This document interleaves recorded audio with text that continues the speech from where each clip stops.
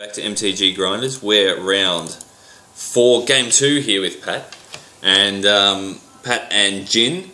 And Pat took out game 1. And Pat's had a mulligan here. And what I think is happening is that Pat he's had a mulligan and he's accidentally drawn 7. Right.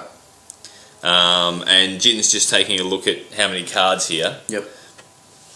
And so what's happened is he's obviously drawn too many from his mulligan. Yes. And so the judge has come over. We're having a look at the judge now. Yep. And what I think is going to happen, and I think it's the correct way to look at it, is that 2 cards are going to be put back on top of the library. Yep.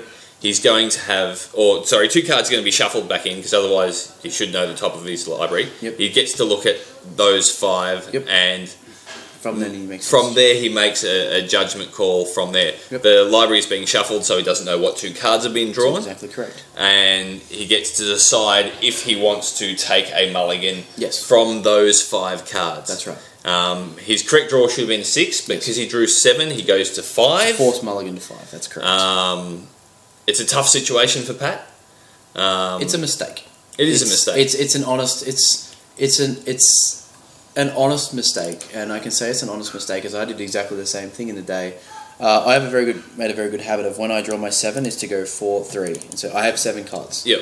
And so I drew 7 cards in game 1 of my winning into the top 8. Yep. And I looked at my hand, I had 8 cards, and I called a judge, and I said, like, I have 8 cards, and the judge went, just said, okay. You've looked at the cards, said yes, and she said, okay, well, I'm going to take your cards, I'm going to select 2, yep. Randomly, so face down, select 2, put them back on top, shuffle your library, you're now on a forced mulligan to 6, yep. They will be your 6 cards, you choose if you want to keep them or go to 5. Sure. And I received a game warning for it, and that's just what happens, when you make these small players, this is the punishment, I suppose. Yep. We'll use the term punishment, but this is what happens. So that's probably what's happened, because this is a competitive REL. Yep. And so that's probably what's happened in this. Yes. The judge, that was the correct decision by the judge, Absolutely. As far as I was concerned. Absolutely. However, interesting to note that as this is the second infraction that Pat has made. Yep. The first one wasn't picked up. Yep. We picked it up from doing the commentary. Obviously now, and that's easy for us to pick up in hindsight because we can look back over it and those sorts of things. Absolutely. But as a onlooker, yep.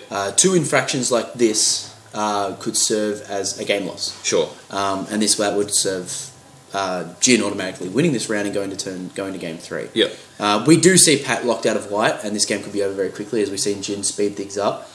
We look at the Stormbreath Dragon and we're going to attack for 8. Yep. But yeah, it's just these kinds of things give you the what's the term? Sure. I think we'll talk about that next round. However, I'm pretty sure Jin's going to come out with another Stormbreath. You got another one, does he? I think pretty sure he does, okay. And he's just going to whack for an amazing amount. This 12. Game's going to be over that's shortly. 4 lots of 5, or 5 lots of 4. Yeah, seems good. And there it is. So we'll continue this conversation in the next game because we're going to game 3 now. Yep. Not to cut you off or anything, but totally this game was over really quickly after the forced mulligan to 5. Sure.